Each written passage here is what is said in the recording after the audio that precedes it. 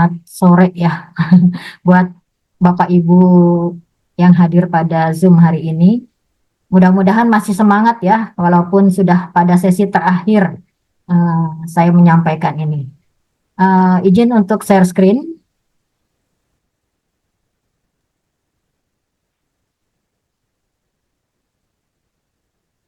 Ya, ini materi yang akan saya sampaikan. Sebetulnya kalau tadi saya menyimak apa yang sudah disampaikan narasumber sebelum-sebelumnya, ini sudah lengkap sekali ya.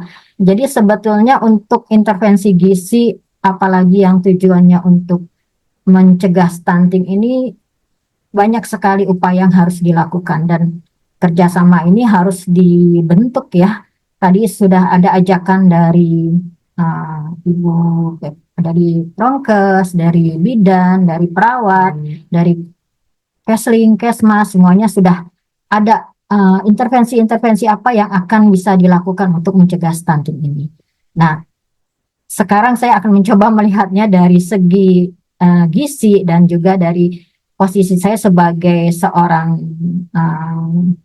akademisi gitu ya. Tentu saja di Poltekkes Bandung ini kita banyak sekali membuat intervensi-intervensi yang terkait dengan pencegahan stunting, tetapi implementasinya ini yang harus kita tekankan lagi. Bagaimana kajian-kajian yang dilakukan oleh para akademisi ini bisa sampai dan dipraktekkan dalam kehidupan sehari-hari. Baik, ini cerita soal stunting ya. Sebetulnya kita memang agak sedikit resah ya dengan target 14% untuk tahun ini, dan tadi sudah disampaikan juga oleh Ibu Kadinkes bahwa kita akan mencoba evaluasi dulu nih 14%, karena terakhir di 2023 itu kita masih 21,5 dan itu hanya turun 0,1% dibandingkan tahun sebelumnya. Kemudian kalau ini kita lihat data Jawa Barat, kebetulan Jawa Barat ini dekat ya dengan data nasional. Tetapi kalau dibandingkan dengan data di wilayah Jawa yang lain, Jawa Timur, Jawa Tengah, dan Yogyakarta dan DKI Jakarta, itu Jawa Barat termasuk yang ya agak tinggi juga untuk prevalensi stuntingnya. Dan kalau dilihat di terakhir ini ada data dari SKI 2023 didapatkan 21,7%. Ini sedikit lebih tinggi dibandingkan data nasional. Dan kalau kita lihat target 14% di tahun 2024, rasanya akan sulit sekali kita untuk mencapainya. Tetapi ya kita duduk bersama lagi bagaimana ini nggak bisa mencapai berdasarkan angka ya, tapi bagaimana kita mencegah stunting dalam kehidupan yang nyatanya.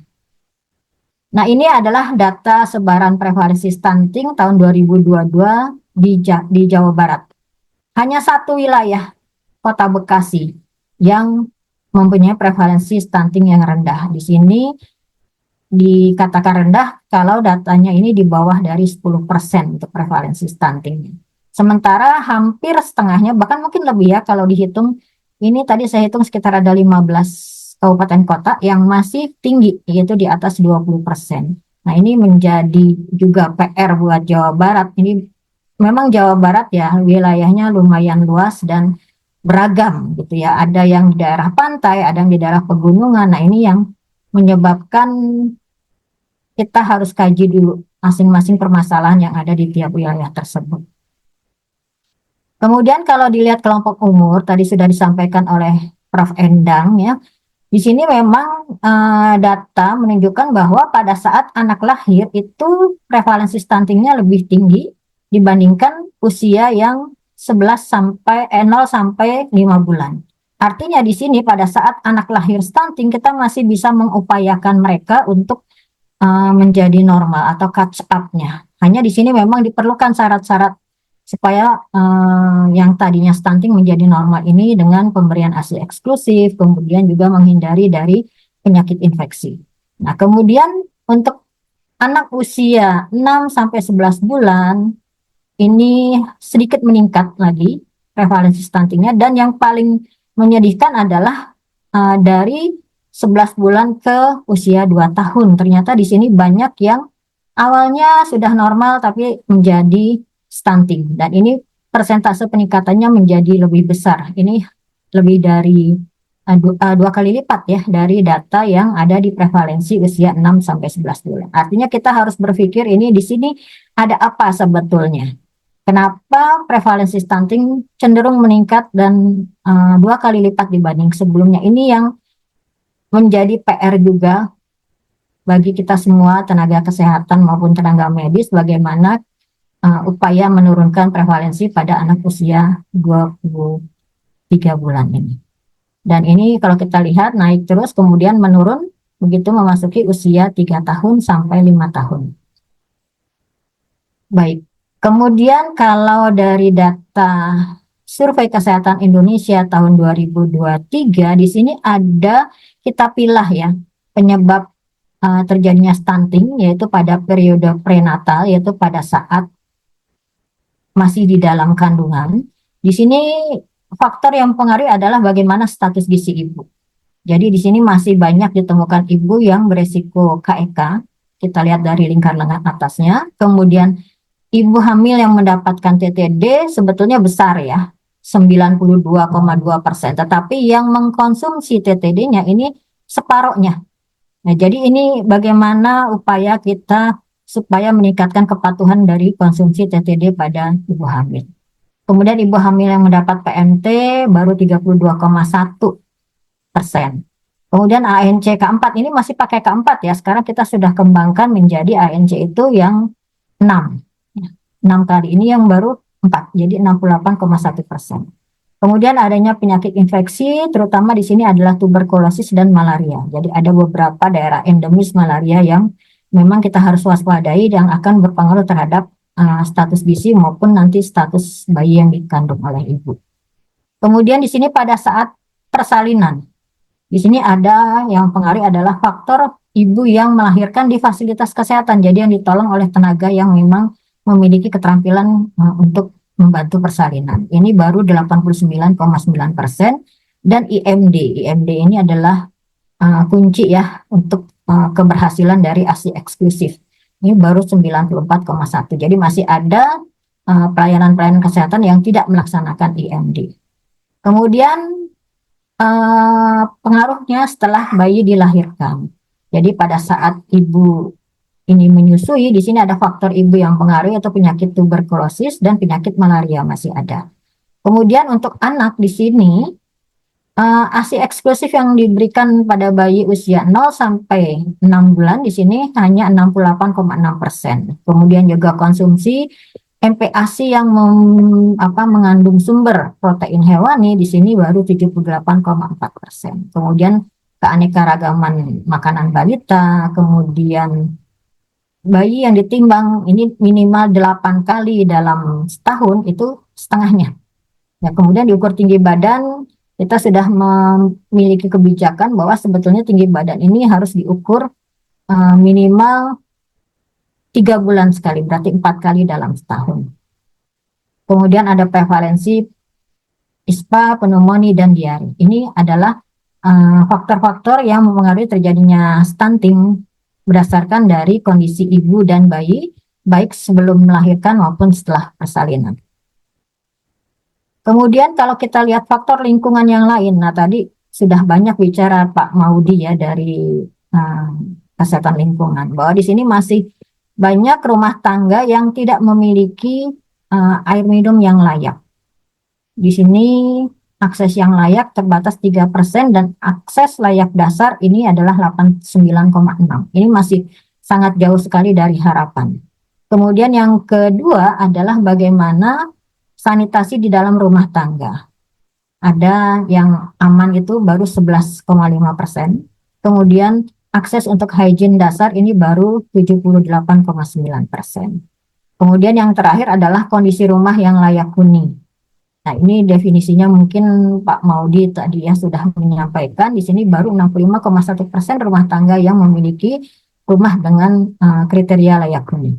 Nah, ini berarti ada intervensi yang harus diberikan, yaitu intervensi spesifik dan sensitif ya. Nah, kemudian kalau kita lihat determinan masalah gizi pada 1000 HPK di sini, pada saat ibu mengandung, ibu hamil, Di sini ada yang sangat berpengaruh adalah bagaimana status gizi si ibunya. Kemudian jarak antara kelahiran, bagaimana juga penyakit infeksi yang diderita oleh ibu hamil, dan bagaimana pertambahan berat badan pada ibu hamil. Ini adalah 4 faktor yang utama berpengaruh. Di sini masih banyak sekali ya faktor-faktor yang lain. Kemudian ini dari ibu hamil nanti akan didapatkan bagaimana status gizi anak yang dilahirkan. Nah, di sini juga ada masalah stunting, berarti ada stunting saat lahir yang biasanya didefinisikan sebagai anak lahir dengan panjang badan kurang dari 48 cm. Nah, ini yang kita sebut adalah stunting pada saat lahir. Nah, ini juga akan berpengaruh nanti pada saat perkembangannya selama 2 tahun. Dan pada saat ibu yang melahirkan menyusui selama 2 tahun ini juga sangat berpengaruh. Besarannya ada 56,7%. Ya. Kemudian faktor lain yang berpengaruh dari si bayinya sendiri yaitu bagaimana formula yang dikonsumsi oleh bayi, kemudian berat badan saat lahir, kemudian ASI eksklusif, lahir genap cukup bulan atau prematur, dan adanya penyakit infeksi. Jadi ini adalah faktor-faktor yang berpengaruh terjadinya stunting pada seorang anak. Nah, kemudian kalau kita lihat, ini berdasarkan dari Institute of Medicine tahun 2019, kalau kita lihat di sini ada anak yang, ini adalah anak yang, keterangannya, ini kalau dilihat dari tinggi badan anak, tinggi badan ibu ya, maternal height. Jadi kalau ibu dengan tinggi badan kurang dari 150 cm, ini kita katakan sebagai berisiko untuk melahirkan bayi dengan panjang badan yang lebih rendah. Di sini kita lihat bahwa nilai Z-score dari panjang badan bayi berdasarkan umur pada saat usia 0 ini rata-rata dari ibu yang warna merah ini adalah yang kurang dari 150 cm ya. Ini cenderung menjadi lebih rendah Z-score-nya, dan ini dikategorikan kalau sudah di bawah -2 itu adalah stunting. Sementara kalau kita lihat dari berat badannya ini hampir sama ya.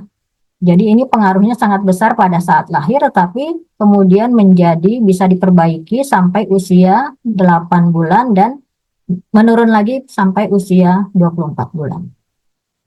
Nah, kalau ini cenderung menurun ya untuk yang panjang badan berdasarkan umur. Kemudian kalau kita lihat dari indeks massa tubuh dari ibu, biasanya kita ukurnya sebelum hamil atau pada saat awal kehamilan. Di sini dengan indeks massa tubuh kurang dari 20 kg per meter kuadrat, di sini untuk yang stunting juga semakin banyak ya. Di sini hampir menyentuh ke -2 standar deviasi. Jadi mulai dari umur saat lahir sampai dengan usia 24 bulan. Dan ini sangat berpengaruh terhadap terjadinya stunting. Jadi kita bisa melihat bahwa stunting pada anak ini sudah ditentukan, sudah dipengaruhi oleh status gizi ibu, baik tinggi badan maupun IMT-nya pada saat sebelum hamil ataupun pada awal kehamilan. Ya, ini yang harus kita perhatikan juga. Jadi kita mulai ya mencoba untuk mendata bagaimana status gizi ibu ini pada saat memasuki usia kehamilan. Nah, ini kemudian penyebab stunting dan wasting. Di sini ada berapa ya? 1, 2, 3, 4, 5, 6, 7, 8, 9, 10. 10 faktor penyebab antara stunting dan wasting. Ya, jadi di sini ini adalah odds ratio ya. Odds ratio dari faktor yang berpengaruh. Jadi kalau dilihat yang paling utama berpengaruh terhadap stunting adalah tinggi badan ibu. Nah, jadi di sini OR-nya mendekati ke angka 5. Sementara kalau wasting justru yang berpengaruh adalah sebetulnya indeks massa tubuh dari si ibunya. Di sini sama ya. Kemudian yang kedua ini yang menarik ini. Bagaimana edukasi. Jadi kurangnya edukasi pada ibu hamil. Nah, ini Ini baik stunting maupun wasting ini sangat berpengaruh. Jadi, nah ini PR buat kita semua bagaimana supaya pada saat ibu ini memasuki usia kehamilan sudah memiliki edukasi tentang gizi dan kesehatan yang lebih baik. Kemudian di sini kalau kita lihat untuk stunting adalah rumah tangga yang ya kurang beruntung lah ya, yang miskin. Sementara kalau di sini untuk wasting lebih berpengaruhnya adalah yang keanekaragaman makanan. Kemudian di sini BMA, IMT juga berpengaruh. Kemudian di sini adalah keanekaragaman makanannya. Kemudian ini yang melahirkan atau tidak pernah berkunjung selama kehamilan dan melahirkan di bukan pelayanan kesehatan. Kemudian sanitasi, kemudian penyakit infeksi dan ya jamban yang tidak sehat. Di sini juga hampir sama ya. Hanya sebetulnya kalau kita lihat ini 10-nya sama, hanya urutannya berbeda antara stunting dengan wasting. Nah, ini yang kita harus lihat juga. Jadi, kita memberikan intervensi itu harus melihat dulu apa penyebab yang paling kuat di situ, yang determinan paling kuat, sehingga kita bisa mengambil intervensi yang lebih tepat. Jadi untuk pemberian makanan tambahan juga kita harus perhatikan ya, diberikannya untuk wasting atau untuk stunting, ini yang harus kita buat bagaimana pola menu yang harus diberikan. Nah, kemudian ini sasaran intervensi spesifik sudah tadi banyak dibahas ya, pada ibu hamil, ibu menyusui, dan untuk yang di bawah 6 bulan ya.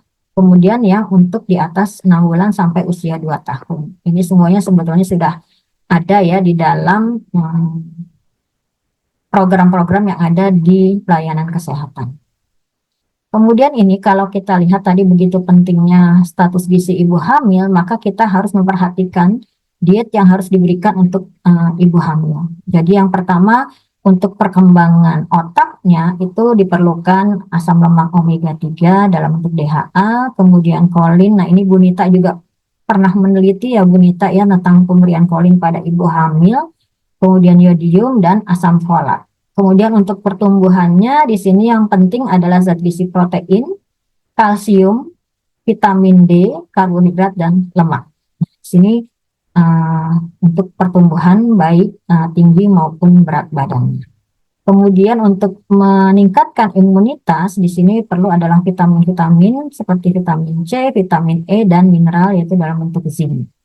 Kemudian yang untuk pencernaannya dan ini juga penting ya kenapa dimasukkan di sini ini adalah bahan-bahan prebiotik yang bisa menunjang untuk proses pencernaan yang ada di dalam lambung maupun di dalam usus. Nah ini adalah 4 pilar bagaimana kita meningkatkan kehamilan yang lebih sehat. Kemudian di sini kalau kita lihat untuk kehamilan di sini kita upayakan mereka mengonsumsi makanan dengan aneka ragam makanan, minimal ada 5 kelompok bahan makanan yang harus dikonsumsi. Ini berdasarkan dari skor diversity diets ya. Jadi ini harus ada 5 kelompok. Kemudian ada suplementasi untuk zat besi, asam folat, dan multiple dari mikronutrien. Dan ini kedepannya sepertinya akan ada perubahan, ada inovasi baru ya. TTD ini akan dicoba untuk dibuat dalam bentuk MMS, multi mikronutrien suplemen, supaya bisa lebih diterima oleh ibu hamil. Kemudian aktivitas fisik yang sesuai. Nah ini untuk pertambahan berat badan, kita harus melihat mulainya dari IMT berapa seorang ibu ini memasuki periode kehamilan. Jadi pada orang yang memiliki IMT underweight ini harus mendapatkan pertambahan berat badan minimal 12,5 sampai 18 kg. Sementara pada orang yang normal ini hanya diperlukan 11,5 sampai 16 kg. Sementara untuk obes dan yang overweight tentu akan lebih sedikit dibandingkan dengan kategori IMT yang lainnya. Nah, ini adalah kampanye protein hewani cegah stunting. Di sini untuk ibu hamil dan ibu menyusui Firly, sebetulnya waktunya 2 hampir. menit lagi Bu untuk Oh ya, menyelesaikan paparan. Nah, ini sepertinya kalau teman-teman sudah pada memahami ya, Bapak Ibu sekalian, ini juga untuk yang balita, mulai dari MPASI, kemudian, nah ini, di sini fase pertumbuhan dan perkembangan itu ternyata, kalau kita lihat dari teori yang disampaikan dari buku Child Adolescent Health and Development, di sini ada periode 1.000 hari kehidupan, kita sudah hafal lah ya 1.000 hari kehidupan. Kemudian setelah itu mereka masuk pada usia middle childhood growth and consolidation. Jadi di sini sebetulnya pertumbuhannya sudah tidak sepesat di 1.000 hari kehidupan. Nah, kemudian di remaja. Nah, remaja ini ada remedial catch up growth. Jadi kita masih diberi kesempatan untuk memperbaiki proses pertumbuhan di usia remaja ini. Kemudian setelah usia 15 sampai 19 tahun masih ada proses pertumbuhan, tetapi di sini sebetulnya tidak sepesat pada saat adolescent usia 10 sampai 14 tahun. Baik, nah ini akhirnya kita harus mulai berpikir perubahan dari 1.000 HPK menjadi 8.000 HPK. Jadi di sini karena tadi ada remedial catch up di usia remaja yang kita harus juga perhatikan. Nah, ini dasarnya kenapa? Karena kita ada bonus demografi yang pada tahun 2035 ini akan memasuki usia remaja dan dewasa. Nah, ini adalah proses perkembangan tadi. Mungkin kalau yang perkembangan otak sudah disampaikan oleh Prof. Endang, ini juga yang pertambahan tinggi badan jadi pesat di usia 2 tahun, kemudian melandai, kemudian meningkat lagi di usia remaja. Nah, ini antara remaja laki-laki dan perempuan ada sedikit perbedaan. Inilah makanya kita harus perhatikan mulai tidak lagi hanya 1.000 HPK tapi sampai 8.000 HPK.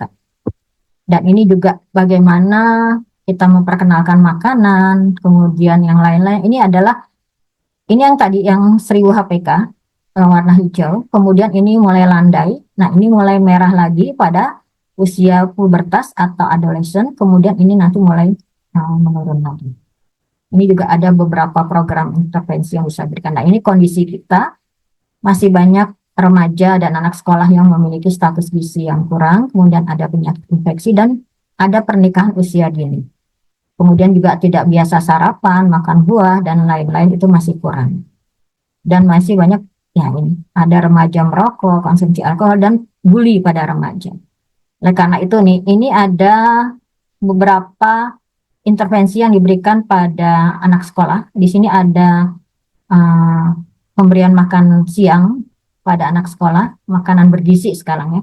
Ini memberikan efek yang bagus untuk pertambahan tinggi badan dan pertambahan berat badan. Tetapi untuk mikronutrien ini masih sedikit. Dan ini menambah kalau kita ukur dari prestasi akademiknya meningkat. Kemudian kalau pemberian makanan yang diberikan kemudian dibawa pulang ke rumah, ini efeknya lebih sedikit dibandingkan yang dimakan di sekolah. Kalau ini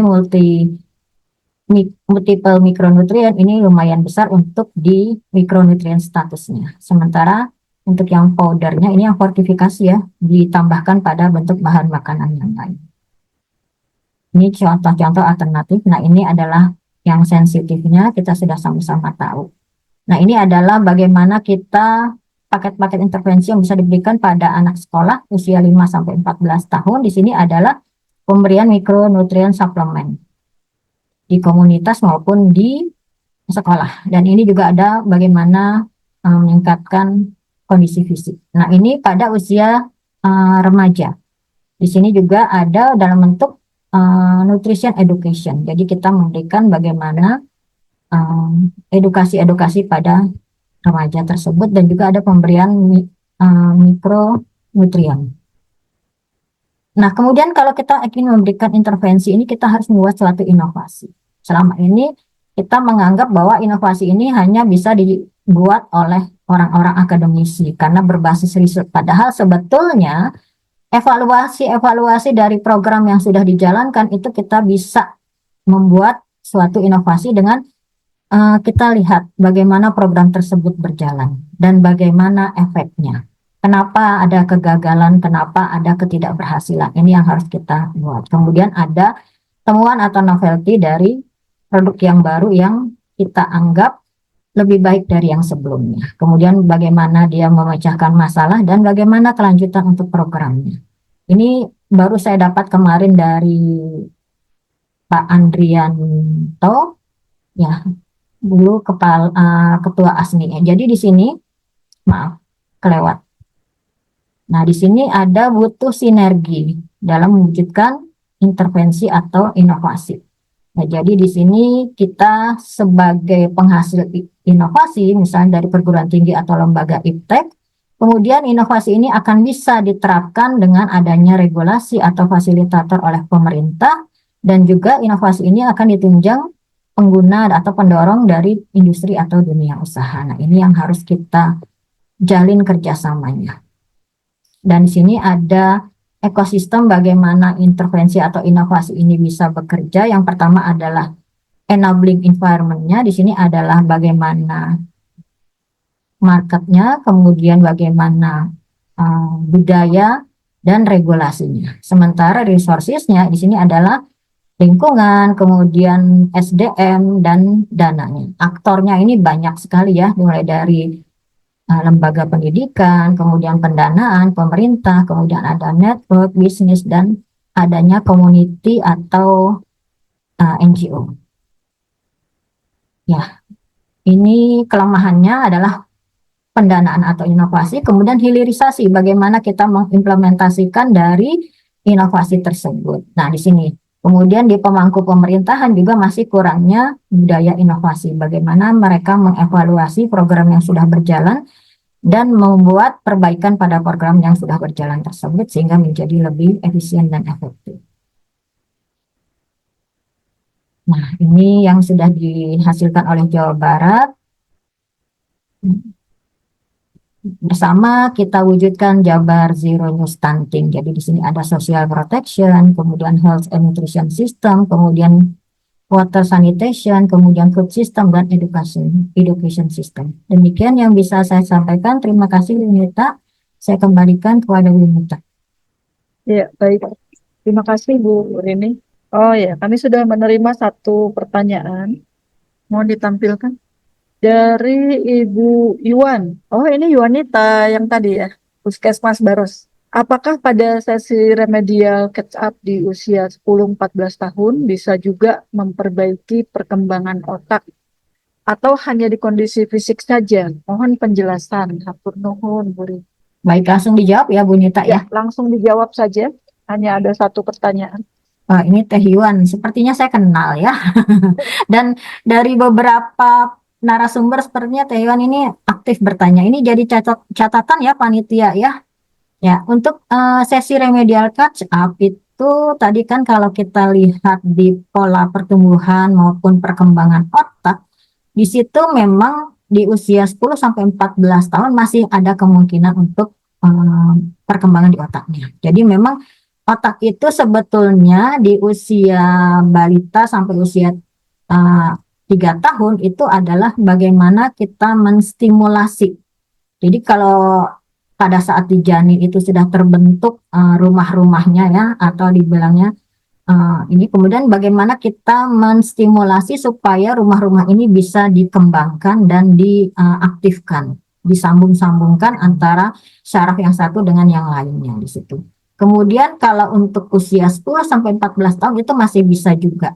Dan yang penting sebetulnya ya bukan hanya perkembangan otak ya yang diperlukan, tapi juga bagaimana pengalaman-pengalaman belajar itu juga penting. Jadi di usia 10 sampai 14 tahun ini bukan hanya pertumbuhan fisik, tapi perkembangan otak bisa kita kejar ya. Jadi namanya remedial, peluangnya memang nggak terlalu sebanyak pada saat usia balita ya, tetapi itu peluang yang perlu kita tangkap.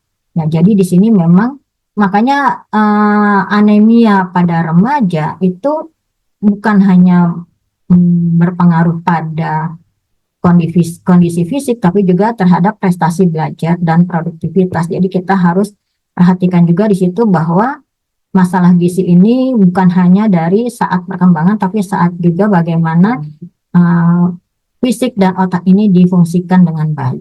Itu saja Bu Yuan yang bisa saya jawab. Ya, mudah-mudahan bisa menjawab ya Bu Yuan. Ternyata ada satu pertanyaan lagi nih Bu Rini. Ya. Oh, ya, silakan. dari Bu Yeti Dinkes Karawang. Dari pemaparan tadi terlihat hasil penelitian bahwa tinggi badan ibu berkontribusi terhadap kejadian stunting pada anak. Ya, yang ditanyakan, masyarakat saat ini masih banyak yang mempunyai persepsi bahwa stunting adalah keturunan karena ibunya pendek. Bagaimana kami memberikan penjelasan ke masyarakat agar persepsi ini bisa diubah? Mohon Ya, penjelasannya, Bu. yaitu ya banyak yang masih menyatakan bahwa stunting itu adalah keturunan. Ya, pada saat dilahirkan. Tapi kan tadi itu akan bisa diperbaiki ya di usia yang paling periode emasnya itu adalah usia 0 sampai 6 bulan. Di situ banyak bisa diturunkan kejadian stunting yang awalnya hampir 19% menjadi sekitar 10%. Artinya di situ kita bisa memperbaiki kondisi anak yang stunting menjadi normal ya. Cuma syaratnya tadi adalah eksklusif. Kemudian juga terhindar dari sakit. Dan ini sebenarnya saling berhubungan ya. Pemberian ASI itu kan di ASI itu ada kandungan zat-zat yang kekebalan tubuh sehingga anak yang diberikan ASI secara eksklusif itu akan tidak mudah terserang sakit dibandingkan mereka yang tidak mendapatkan ASI secara eksklusif. Ini kita harus bisa menyampaikan contoh-contohnya banyak. Contoh itu yang paling gampang terlihat yang sudah kita alami sendiri ya. Saya termasuk yang lahir mungkin ya dengan kondisi tinggi badan yang mendekati stunting ya, 150 pas gitu. Nah, tetapi dengan kondisi yang baik ya, gizi yang baik, alhamdulillah anak saya tuh tidak stunting. Dan mungkin ibu-ibu yang ahli gizi ini sini juga punya pengalaman ya. Ternyata bahwa bukan keturunan stunting itu. Masih ada proses-proses yang bisa kita perbaiki selama periode yang tadi 0 sampai 6 bulan bahkan sampai usia balita. Karena situ growth apa ya namanya pertambahan berat badan dalam hitungan bulan itu tidak bisa diabaikan untuk anak usia 0 sampai 6. Itu yang bisa saya sampaikan, Bu Nita. Ya, terima kasih Bu Rini. Mudah-mudahan bisa menjawab pertanyaannya Bu Yeti. Baik, karena waktunya terbatas, mohon maaf yang sudah menulis pertanyaan tidak bisa dijawab saat ini ya. Kami akan sampaikan sertifikat Bu Rini atas sharing ilmunya, penghargaan terhadap Bu Rini yang sudah sharing ilmu dan pengalamannya. Mohon diterima Bu Rini. Baik, terima kasih Bu Nita atas kesempatan yang diberikan untuk menyampaikan ya sedikit sharing ilmu kepada Bapak Ibu sekalian yang hadir pada kesempatan ini. Mudah-mudahan apa yang saya berikan bisa bermanfaat. Terima kasih.